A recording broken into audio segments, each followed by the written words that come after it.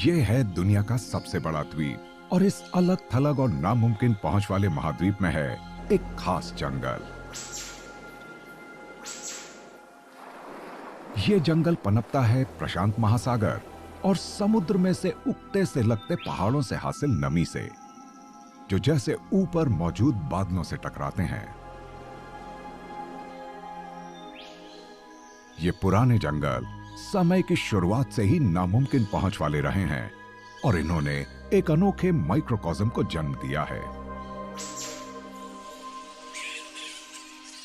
इन जंगलों का दूर दराज होना ही इन्हें इतना अलग तरह का बनाता है। इस विशाल द्वीप के जंगलों में बहुत ही अनोखे, अलग और रंग बिरंगे जीव मिलते हैं।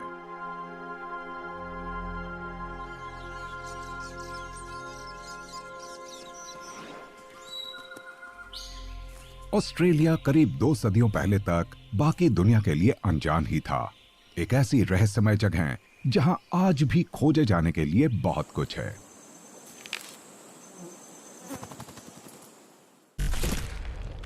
ऑस्ट्रेलिया एक बहुत ही विशाल आइलैंड कॉन्टिनेंट है, जिसके पूर्वी किनारे पर एक अनूठा जंगल है। इसकी पूर्वी पहाड़ी चोटियों के साथ साथ नमी वाले जंगल फैले हुए हैं और वो क्वींसलैंड में सबसे घने हैं।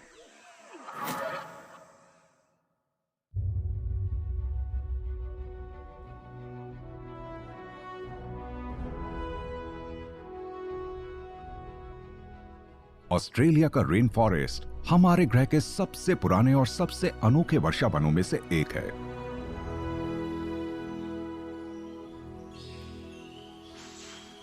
इसके अलग थलग होने की वजह से इस इलाके में रहने वाले कई जीव सिर्फ यहीं मिलते हैं, दुनिया में और कहीं नहीं। यहां पेड़ों की छांव में ऐसे जीव मंडराते हैं जो सुदूर अतीत की याद दिलाते हैं।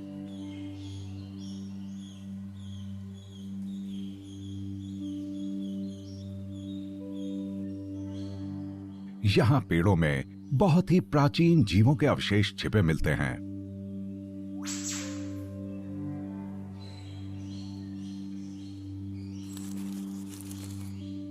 बहुत ही हल्की आवाज वाले फुटस्टेप्स हमें जैसे एक सपनों की दुनिया में ले जाते हैं, जब डायनासोर्स मौजूद हुआ करते थे।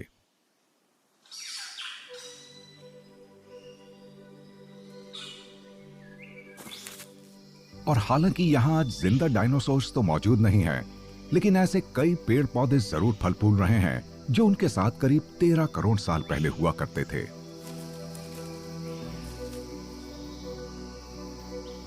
डेनट्री ट्रॉपिकल जंगल तब से अब तक बदला ही नहीं है और इसके जमीनी पेड़ पौधों की विकास प्रक्रिया का हर हिस्सा यहां सुरक्षित रहा है।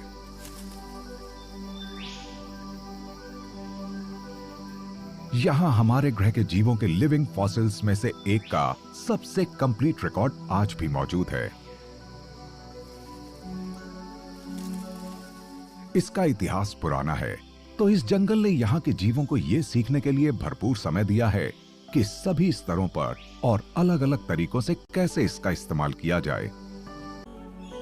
पाइड इंपीरियल पिजन्स ये जानते हैं कि इस जंगल द्वारा मुहैया कराए जाने वाले सभी संसाधनों का कैसे फायदा उठाया जाए।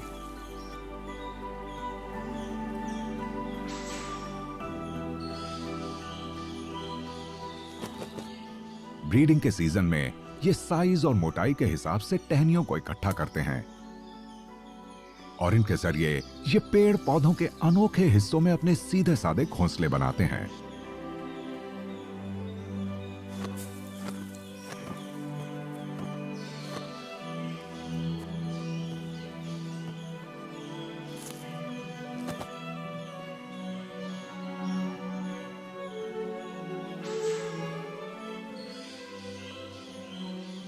पाइड इंपीरियल पिजेंस बारिश के मौसम में इन जंगलों में ब्रीडिंग के लिए न्यू गिनी से आते हैं। घोंसला बन जाने पर फीमेल सिर्फ एक अंडा देती है और माता पिता दोनों ही बड़े समर्पण भाव के साथ इसकी देखरेख करते हैं।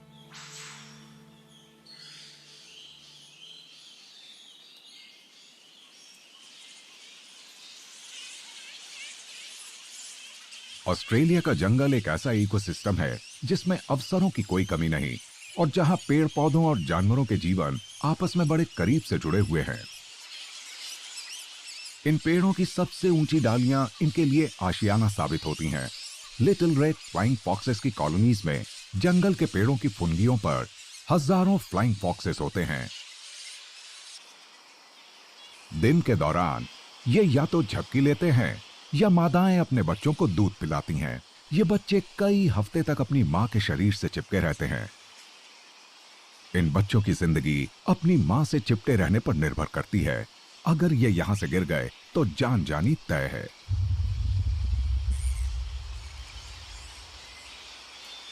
फ्लाइंग फॉक्सेस को कुदरत ने कमाल के पंजे दिए हैं। अपने नाखूनों के बल पर ये घंटों तक पेड़ों की डालियों को पकड़कर लटके रहते हैं और रात होने पर ये जंगल में पके हुए फलों और फूलों को खुराक बनाने के लिए कई कई किलोमीटर तक उड़ते रहते हैं। तो जंगल के फलों को दूर दूर तक फैलाने और फूलों को पॉलिनेट करने में इनकी अहम भूमिका है। रात की अपनी उड़ान के बाद ये कई कई घंटे अपने फर की सफाई करते रहते हैं और दिन में आराम करने के अलावा फ्लाइंग फॉक्सेस दिल के मसले भी सुलझाते हैं।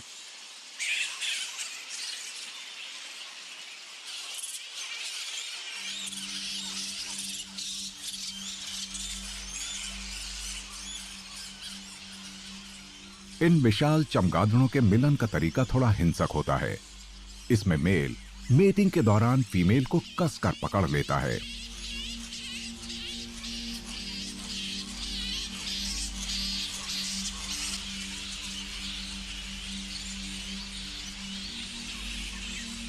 यह ऑपरेशन एक दूसरे को छूने और लड़ाइयों के दौरान कई बार दोहराया जाता है।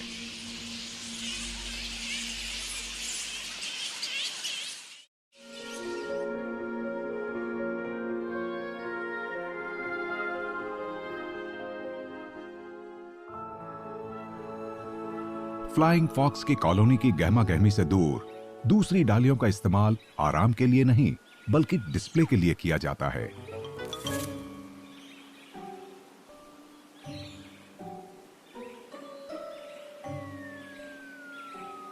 खूबसूरत पक्षियों को अगर खुद को दिखाना होता है तो इन्हें उसके लिए ऊंची डालियां चाहिए।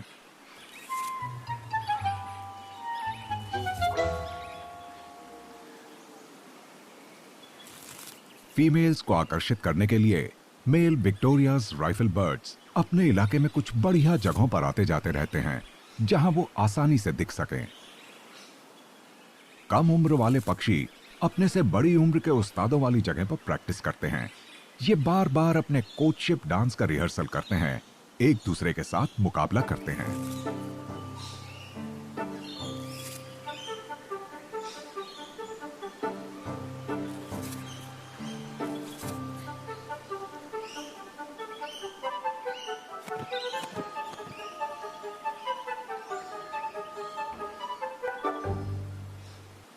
ऐसा करते समय इन डालियों और इलाकों का वयस्क मालिक जंगल के फल खाकर अपनी ताकत को बहाल करता रहता है।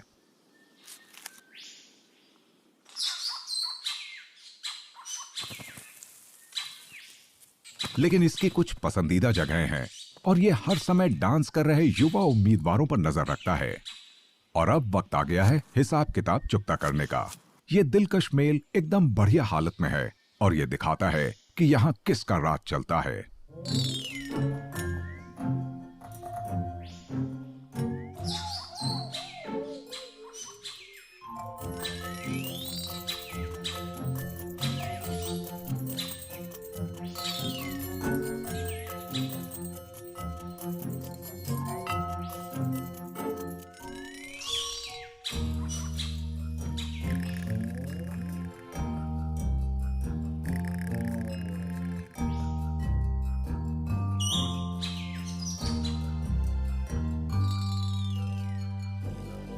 बड़े ध्यान के साथ मास्टर क्लास की शुरुआत होती है।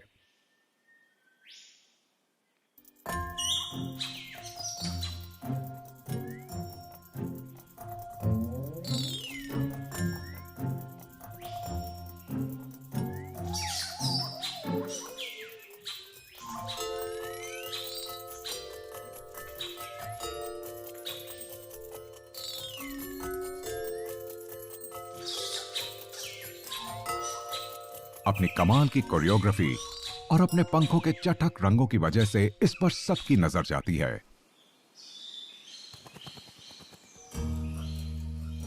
इसके जोशीले डांस की बदौलत ये एक ही समय में कई फीमेल्स को लुभा लेता है। हर फीमेल अपना अलग घोंसला बनाएगी, लेकिन सभी बच्चों का पिता यही ग्रेट डांसर होगा।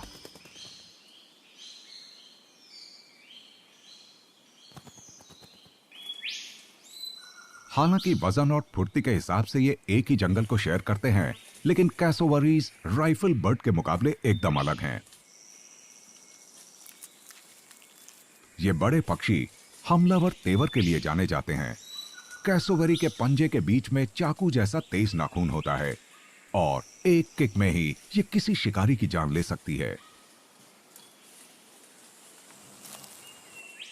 लेकिन इनका ये गुस्सा तभी देखने में आता है जब मामला खाने को बांटने का हो, और ये सिर्फ तनाव होने पर ही खतरनाक साबित होती हैं।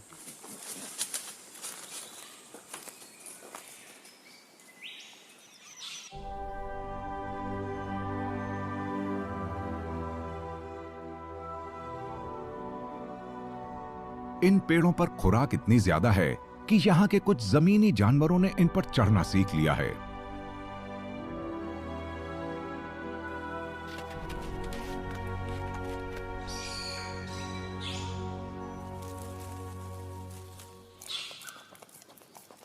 कुछ कंगारुओं ने सख्त और सूखे आउटबैक के मुकाबले इन डालियों को चुन लिया है।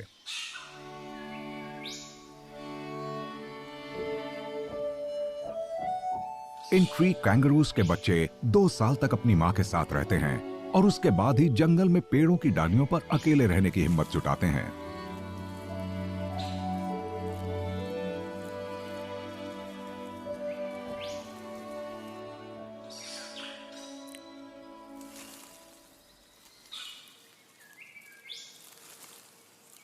ट्री कैंगरूज बेशक दिखने में गोल मटोल और अजीब से लगते हैं, लेकिन सच ये है कि ये पेड़ों पर चढ़ने में बड़े माहिर होते हैं।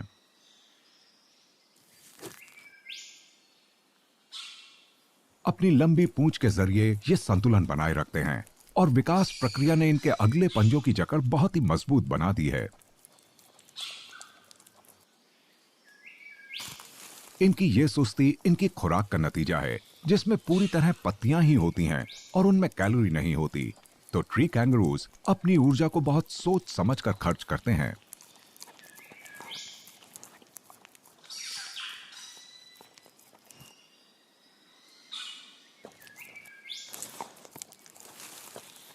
ट्री कैंगरूज अपने इलाके और अपनी खुराक दोनों को ही कई दूसरे उत्सुक जीवों के साथ बांटते हैं।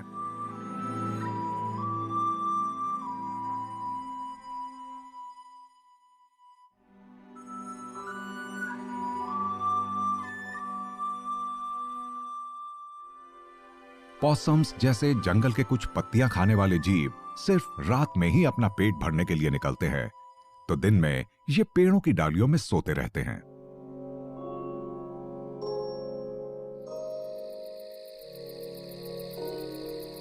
माउंटेन पिग्मी पॉसम हर दिन सिर्फ कुछ ही मीटर चलता है।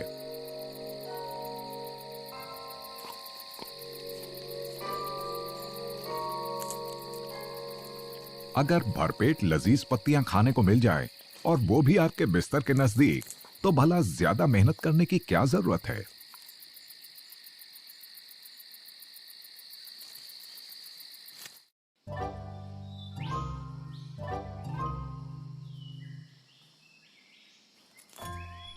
इस बीच जमीन पर कैसोवरीज खुराक की तलाश में घूम रही हैं।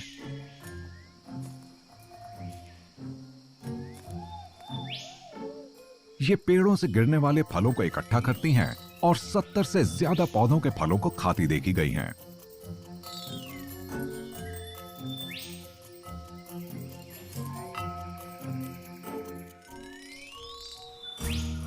एक दिन में कोई अडल्ट मेल सैकड़ों फलों और बेरीज को खा जाता है।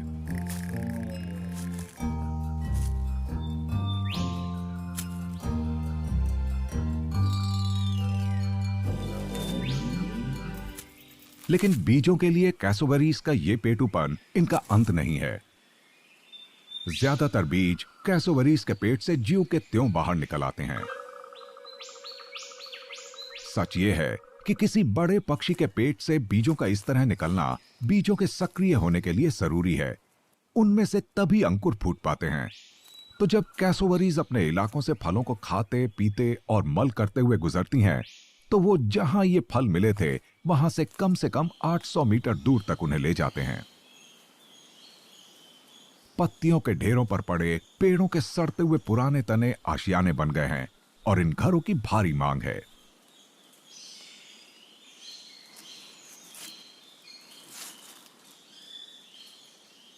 मस्की रैट कैंगरूज को भी कैसोवरीज की ही तरह नीचे गिरे हुए फल पसंद हैं, लेकिन जंगल दूसरे आहार भी मुहैया कराता है और ये छोटा सा जानवर सब कुछ खाता है। यह अजीब मार्सुपियल नॉर्थ वेस्ट ऑस्ट्रेलिया के वर्षा वनों में ही रहता है। इन नम जंगलों में बहुत सावधान रहने की जरूरत है। यहां कुछ ऐसे अनोखे शिकारी रहते हैं जो एक बाइट में ही जान ले सकते हैं।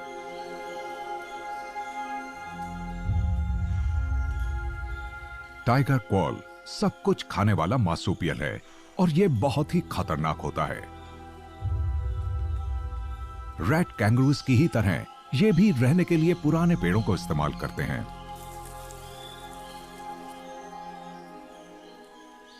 यह फुर्तीला शिकारी शिकार करने के लिए पेड़ों पर चढ़ जाता है या जमीन पर भी ये शिकार कर लेता है।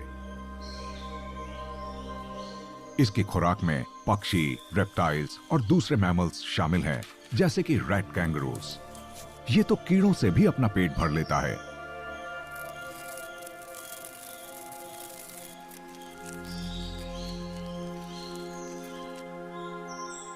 ये किसी भी समय शिकार कर लेता है, पर यह शाम और रात को शिकार करना पसंद करता है जब जंगल में अंधेरा होता है।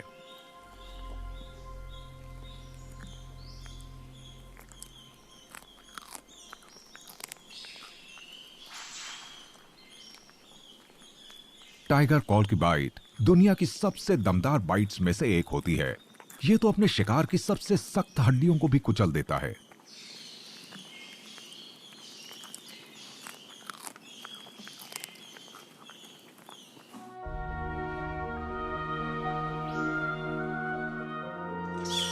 पेड़ों में रहते कंगारू और बहुत ही सुंदर पक्षी, और इन सब का रहने का अंदाज अलग है, पर इन सब में सबसे ओरिजिनल लगती है गोल्डन बावरबर्ड।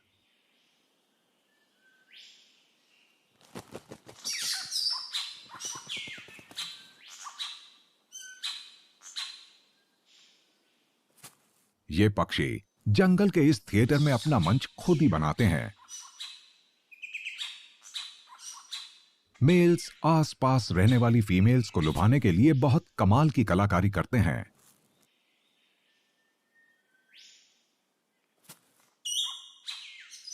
पक्षियों के साम्राज्य में इनका व्यवहार बहुत ही पेचीदा श्रेणी में रखा जा सकता है। जंगल बावरबर्ड को इनके घोंसलों के लिए जरूरी हर चीज मुहैया कराता है, जैसे कि छोटी टहनियां, घास के तिनके, लाइकेन और फूल।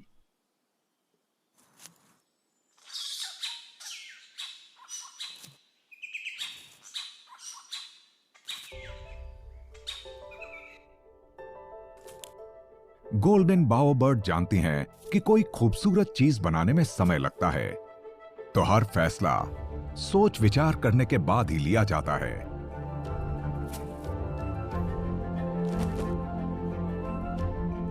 ऑस्ट्रेलियन रेन फॉरेस्ट अनोखे जीवों वाली एक कमाल की जन्नत है, और चंद सदी पहले तक इन जानवरों की तरफ साइंस का ध्यान नहीं गया था।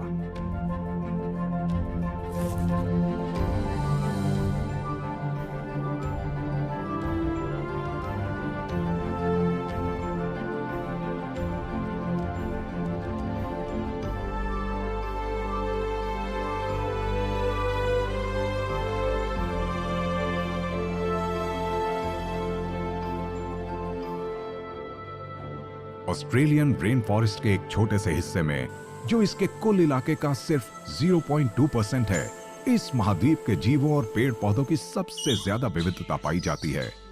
इनमें ऑस्ट्रेलिया के 30% मार्सुपियल्स, एम्फीबियंस और रेप्टाइल्स शामिल हैं, और यहाँ ऐसी और भी सैकड़ों स्थानीय प्रजातियां हैं जो दुनिया में और कहीं नहीं मिलती।